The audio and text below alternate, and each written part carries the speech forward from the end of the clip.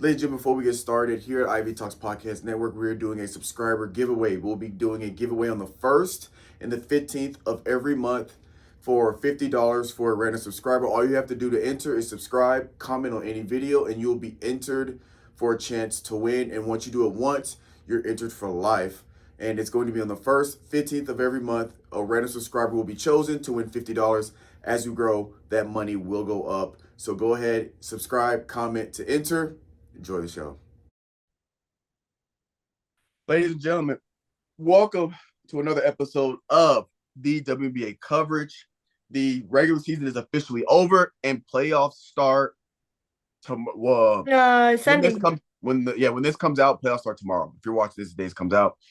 So it starts Sunday, September 14th, and we're gonna get into those matchups. But first, before we get there, let's go over the final statistical leaders.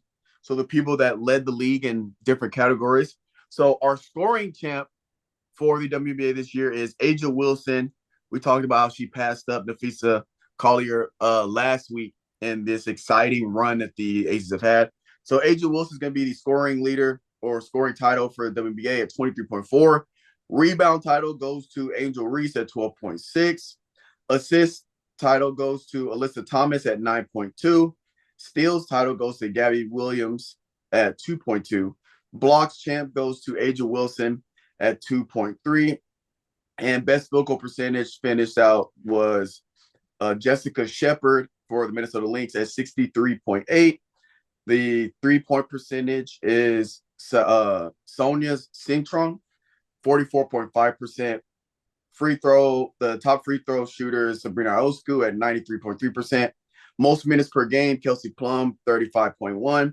And Alyssa Thomas leads in turnovers at 3.5. So real quick, some awards and different announcements. A'ja Wilson moves up to 8th all-time in the free throws made category in WNBA history. And she is named the Associated Press Player of the Year and Defensive Player of the Year. So congratulations to A'ja Wilson. Napheesa Collier, second player to finish at least 50% from the field goal, 40% from three, and 90% from the free throw line. So congratulations to her, as she's the second player in history to finish the season shooting at that percentage, which shows how efficient she is in the game. Paige Buckets, she finished the season at 19.2 points per game, highest rookie average in franchise history for the Dallas Wings. So again, we've talked about this many times. We think Dallas Wings has their centerpiece for that team, and they're just going to build around her because they have their superstar. And Jackie Young, youngest and fastest player to 3,000 points, 1,000 assists, and 1,000 rebounds. Shout out Jackie Young. And quick league news, Las Vegas Aces go on a 16-game win streak to finish out the season, 16 in a row. Because of the win out, they finished with the number 2 spot in that battle between Atlanta Dream and the Aces for that number 2 spot. They're kind of going flip-flopping. Since they won out, they clinched the second seed. And the Golden State Valkyries, shout out to them, first expansion team to make the playoffs in their first year. So again, we talked about, especially early on in the season, how we weren't sure. It's their first time together, first time this organization it's an expansion team. It's the first time this organization is playing in the league. We don't know how they're going to do or what they are. They're kind of a wild card, and they had a pretty good season. They did kind of slow down there at the end. We'll get into that because they ended up finishing 8th when they were like the 6th spot. But nonetheless, they made it into the playoffs their first season. So it's looking like the Golden State Valkyrie has some promise in the future as the WNBA continues to expand. MVP odds, A'ja Wilson, for the most part across the board, is the front runner or has the highest odds for most places. A few places I still see Collier still have the greatest odds, but the odds are tight. Either way it you could go look, either or. yeah, the odds are tight, but they're expecting that they're expecting A'ja Wilson to win the MVP this year. But again, we talked about it last week. You can't, either one you pick, you can justify it with like reasonable logic and numbers. So let's get straight into, we got the the WNBA playoffs. So number one seed is the Minnesota Lynx, and they're going to face off in round one against the Golden State Valkyries at number 8. Number 2, Las Vegas Aces are going to play against the Seattle Storm at number 7. Number 3, Atlanta Dream is going to play number 6, Indiana Fever. And number 4, Phoenix is going to play against number 5, New York Liberty. So let's go matchup by matchup. Let's start off. Let's start from the bottom up. So let's talk about the Phoenix Suns and New York Liberty. What are you thinking there with that matchup? Um, I think that matchup has the potential to either be one or two. Like goes all three games because the first round is like two out of three. Yeah. Yeah. Yeah. So I think either it's gonna go all three games or A it's gonna sweep. be a quick sweep. I don't think Mm. there'll be like a, oh well, we won one and then did it. Like it'll either be one of the two. And then, because New York kind of fell off a little bit, and then but Phoenix kind of stayed consistent. So, Yeah. with New York being the reigning champs, I'd like to see how they if they can flip that playoff switch and make their run again and maybe go back to back. So that's why I think of that. Just kind of, it's a 4-5 matchup. Anything can happen that way. Yeah. Yeah. Kind of to your point, when I look at this, for the majority of the season, New York Liberty, besides the Minnesota Lynx, it was Minnesota Lynx, New York Liberty. That Uh-huh. was your 1 and 2. They were amongst the top most dominant teams in the league. And yeah, they did kind of start to struggle a little bit in the second half of the season and slowing down a little bit. But I do think because you have one of the reigning defending champs, two, they might only have one uh championship, but they've gone multiple times. Yeah. They've been a very Yeah. competitive team for a good hot minute in recent years, so they know what it takes. They've been there multiple times. They've won one. They know what it takes. So I think they have a little bit of that veteran switch because I do believe veterans have the ability to kind of turn on that switch for playoffs. So I think New York Liberty is better than what their record shows because of that. Yeah. So I Yeah. think New York Liberty, in my opinion, I think should. I Take don't want to. take a sweep. I don't want to say dominate because again, Phoenix Mercury is not a team you can just show up and play your B Yeah. game. You got to show up and play your A game. But when I'm looking at the numbers, New York Liberty's second in 3-point percentage and they're first in free throws. And what they've done really well is killing you on the perimeter, and you still have people like Jocko Jones, Breonna Stewart, who can, if you start to put your emphasis defensively on the perimeter, they got two people in the post or in the paint that are going to kill you if you put all Mm-hmm. your focus on the perimeter. If you put all your focus on the post, they're going to kill you from perimeter. Not only that, but they get to the free throw line. If New York Liberty gets to the free throw line and they show up shooting what they are normally shooting at from the three, I'm not saying they need to be doing like superhuman levels or like some outlier stuff they've never done before. They Just just show up consistently what they've right. been doing. If they just show up and shoot how they've been shooting consistently this season, I think it should be a it's gonna be hard for Phoenix to overcome that. Yeah, I agree with that. Yeah. I mean, because you got like you said, Brianna and Jockwell. Jockwell mainly plays in post, but Brianna can play in and out. And Exactly. then obviously like Sabrina is, her 3-point, she's a 3-point threat, but she ain't afraid to take it to the basket. So technically she can play inside out too, just in a different style. And then of course she's the league leader in Free field goal throws. Yeah, yeah. exactly. So I mean it's like Yeah. she's basically the Steph Curry of free throws in the WNBA. Like she go into line, she's not gonna miss. And if she does miss, it's like rare. So, but even if it is a sweep Mm. by New York or Phoenix, I think it's going to be a very competitive and hard sweep. I think it'll be rare to see either team just completely dominate. Yeah, indeed, indeed. Next matchup, Atlanta Dream, Indiana Fever. Now, Indiana Fever, without Caitlin Clark, slides up back to the sixth spot. Mm-hmm. They were at one point that eighth spot, and they were in jeopardy of falling out. And with obviously Kelsey Mitchell and Falling out Leah of her mind. Boston, and yeah, just the players that they got going there, they rally together and they slide up to the sixth seed. So matchup, what are you thinking? Shoot, I don't know because the way Atlanta's been playing, they've held steady around 3, 4, 5, and they've made and Mm-hmm. then they've secured the three at the end of the season.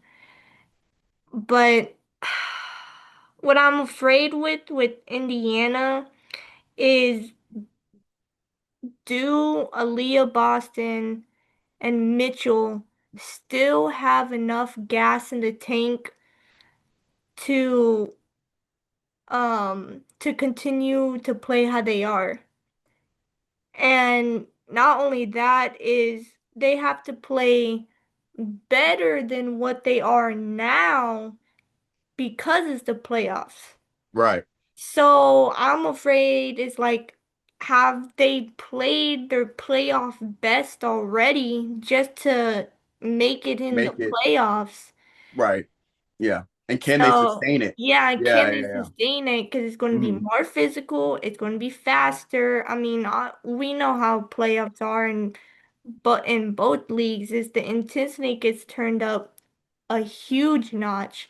So that's my fear with Indiana. If Mitchell and Boston can perform at a better rate than they Mm-hmm. already are, then I think it'll be a really good series. If not, I think Atlanta just gonna take care of it right quick.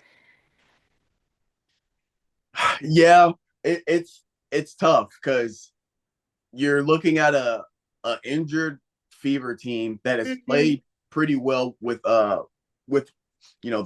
players that they have that are healthy. And I think I think what it comes down to, if obviously Atlanta's the favorite, right? Atlanta's Yeah. been playing great team ball all season. So when I'm looking at the Fever, what they do really well is steals. Hmm. I believe, where's my notes at? They are they're yeah, they're fifth in steals. So they're pretty good at steals. But not only that, they're second in the league in pace. So their tempo is very, very quick. For Atlanta, they're 12th in pace. So their pace is not very good. So I think Yeah.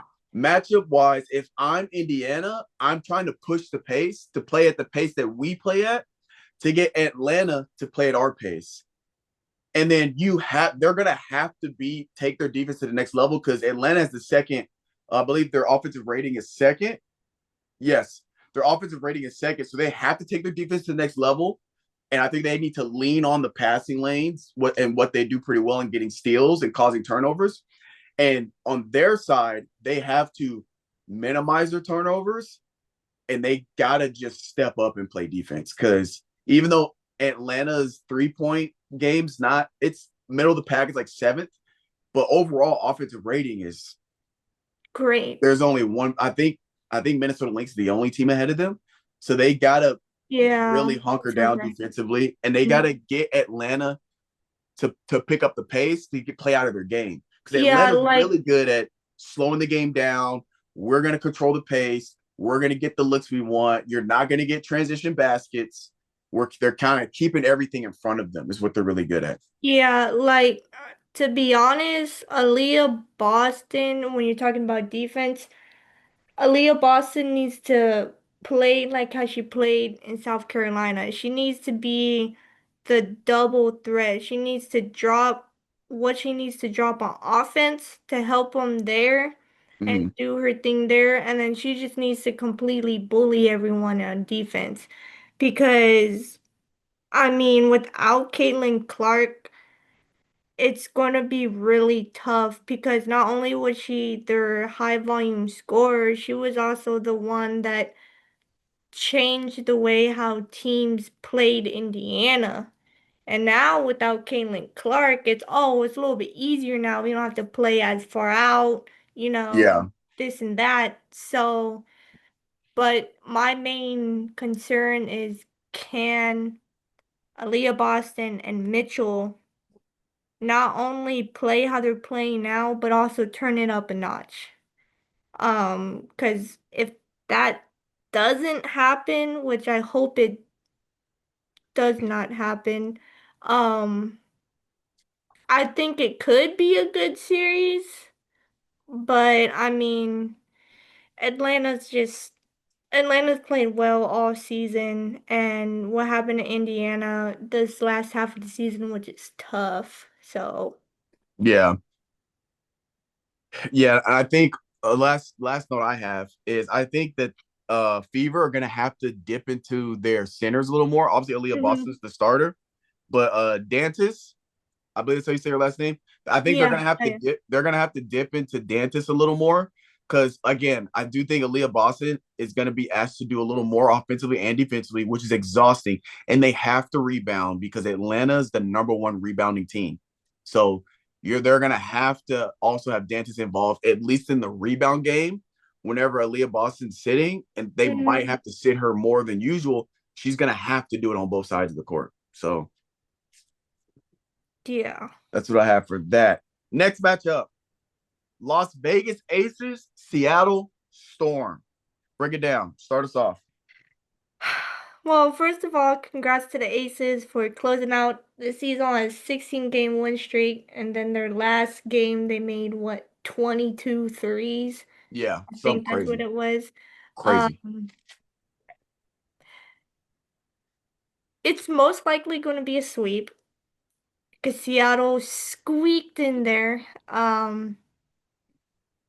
But and I mean Las Vegas, back-to-back champs, the veteran presence in Jackie Young and Mm-hmm. Aja Wilson and oh, I always forget their point. Chelsea, is it Chelsea Gray, their point guard?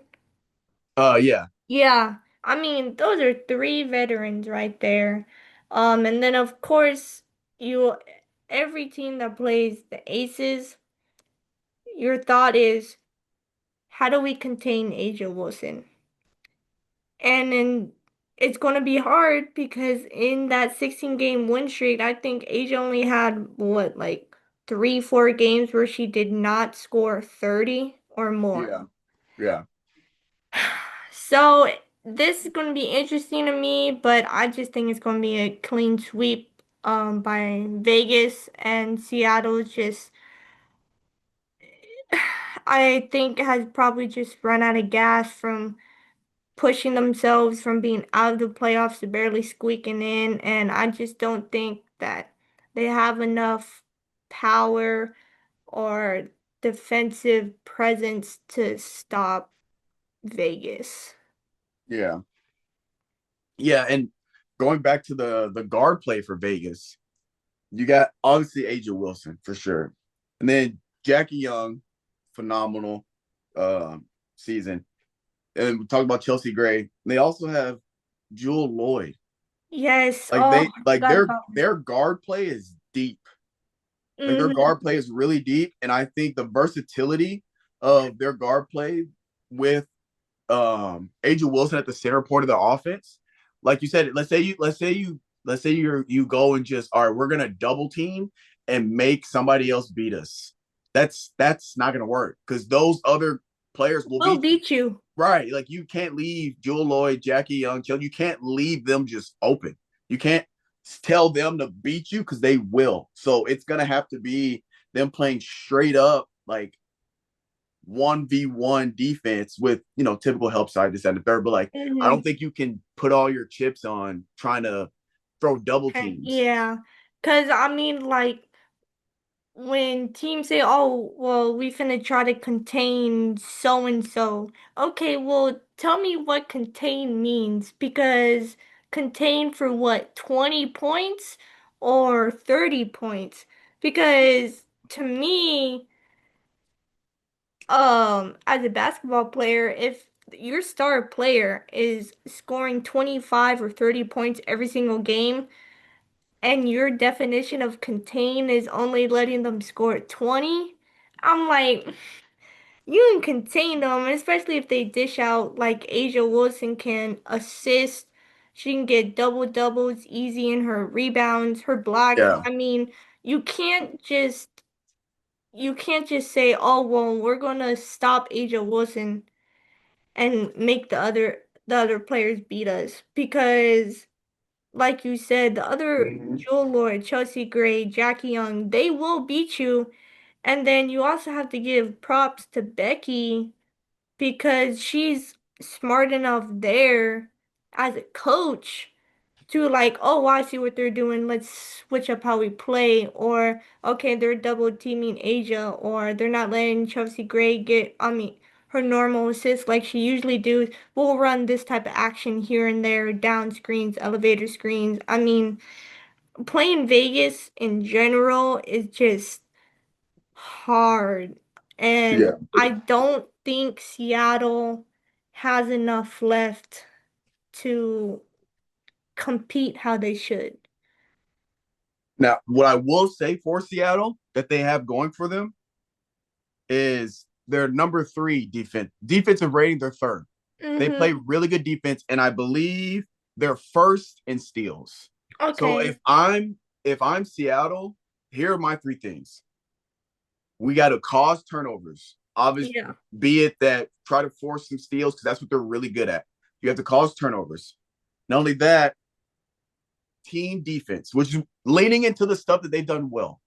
What on top of that, they have to rebound and keep Aja Wilson off the boards. Aja Wilson, she didn't lead, she wasn't number one. Angel Reese, she was second though. Right behind Angel Reese was Aja Wilson in rebounding. You have to They need to keep Aja off the boards, turnovers, and then just have your defense turn into offense. Yeah, because I mean, that's how I see playoff basketball is that you gotta play to your strengths. So if your strength is defense, then shoot, then that's how you'll be able to stay into games and might possibly win, like playing the passing lanes. And they just gotta play in your grill type defense against Las Vegas. It won't take a lot of energy, but I mean, they were up there in their defensive rating. So if they could Yeah, just, like you said, play to their strengths, there could be a possibility. I'm not gonna count them completely out, but it'll be a tiny shot. right. Yeah, I'm curious to see that one. 100%. Last one, we have the Minnesota Lynx and the Golden State Valkyries. What are your thoughts on that one? Not gonna lie, I think this is gonna be a very entertaining series. You think so? I think the opposite. I think You think it's gonna be a quick sweep? all right, here, let me break this down for you real All right, quick. all right. Let me hear this. Let me hear this. Because I have my notes with the numbers. I didn't put it on the sheet because it was too much. All But right. points per game. This is Minnesota Lynx. Mm-hmm. Points per game first. Field goal percentage first. 3-point field goals second. 3-point field goal percentage first. Rebounds sixth. Assists first. Assist ratio first. Steals second. Turnover rate. So Yeah. they're fourth. It means that they're good at not turning the ball over. True shooting percentage second. Effective field goal percentage first. Offensive rating first. Defensive rating first. I don't know. Minnesota. See, okay, so Minnesota. yeah, okay, I see your point, but all season we've been like, oh, what's up with the Golden State Valkyries? And they end the playoffs. I mean, they dropped off a little and they're in the eighth spot, so now they gotta play Minnesota. But I mean, just 'cause they made it in the eighth spot, it don't mean let's just play how we played in the regular season type. I mean, you're right, but But okay, I also see your point though. I also see your point because because we're talking Minnesota. those So are if this insane was numbers.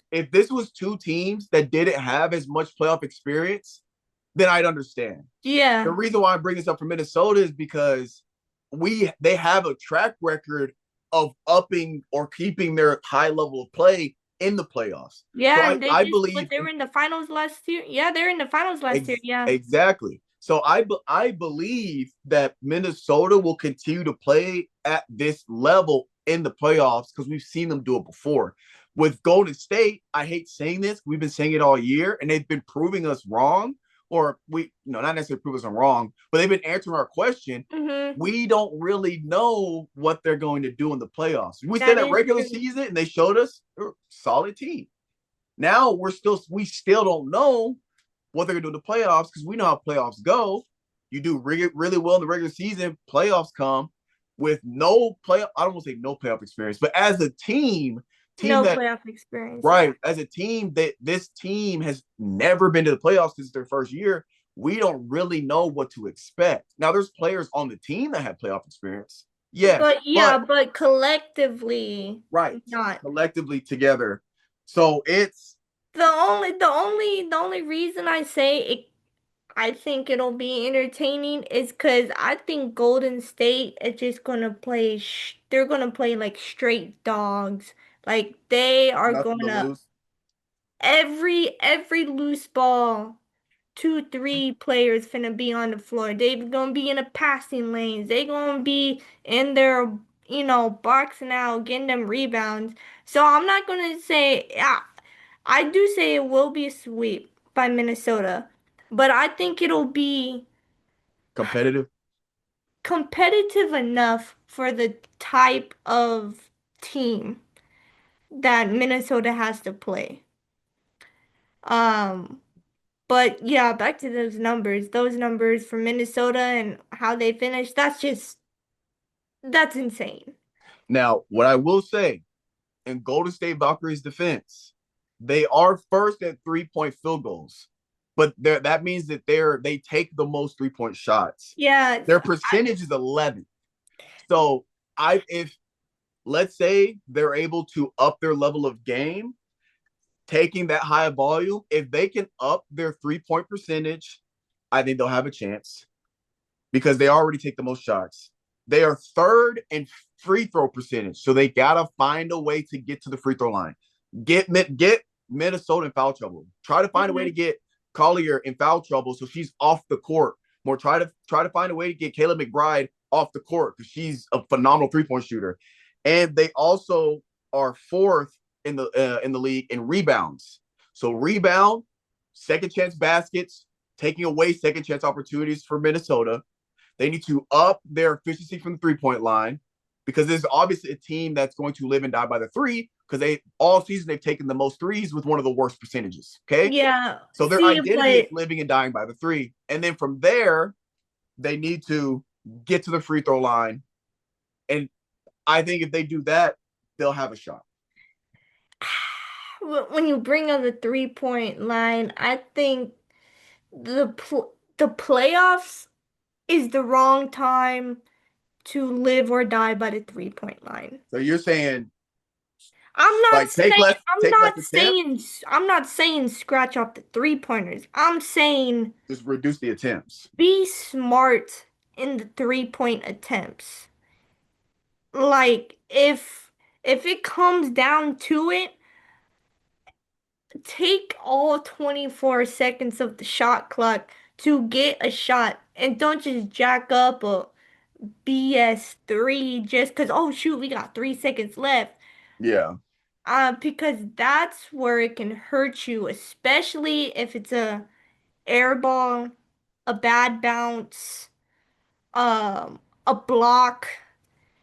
Because that's where Minnesota can get Golden State. Is if they're just chunking up threes because they're desperate, that's where it can go from, oh, we're only down five to you blink and we're down 25. Yeah.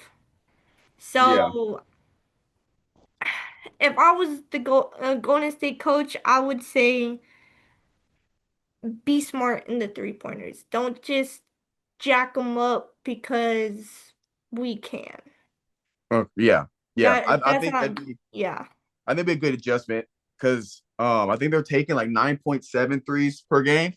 So instead of 10, okay, let's instead of shooting 10, let's try to keep our attempts around like six. And those Yeah, other six attempts, or let's five. try to get to the basket. So okay. Mm-hmm.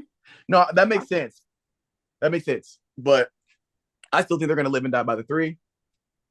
But Yeah, we'll see. bad or what's that saying? Old habits die hard or something like Yes. that. Yeah, Yeah. something like that. Well, fantastic. We wrapped it up. Before I send us off, I'll just go over who's the favorite to win these first games. I'm not gonna do the whole series, but these first games, Golden State Valkyrie, Minnesota. Minnesota is a 12.5 point favorite. Indiana Fever and Dream. The Dream is a 7.5 point. This is just the over under 7.5 point favorite. Liberty Mercury. Liberty's a 1.5 is the over Mm-hmm. under. So they're expecting it to be a tight game there. Aces and Storm. Aces are 6.5 point favorite. And yeah, that's the first. This is Just the first yep, game. first game. So that's gonna be it for this episode. Moving forward, what we're gonna do is we're just gonna wait till the series is over, and whatever day a series ends, if multiple series ends that day, we'll just do a quick one that night. If it's just one, then we'll just do that one, and then we'll also talk about the if there's the last team. How do I say this? That Yeah, like I don't the make it sound like confusing. if every other team has finished the first round series and there's Right. still one, yeah, I get Yeah, what you mean. that night when that team finally moves on, then we'll also talk about that matchup and then talk about round two. Hmm. But they don't need to know that because they can just watch it. All right, ladies and gentlemen, we are excited. The WNBA playoffs are kicking off. It's gonna be exciting. We'll catch you guys after round one or after whenever the first series ends. Whenever the first series ends is when we'll catch you guys Good, next. good. All right, bet. All right, deuces.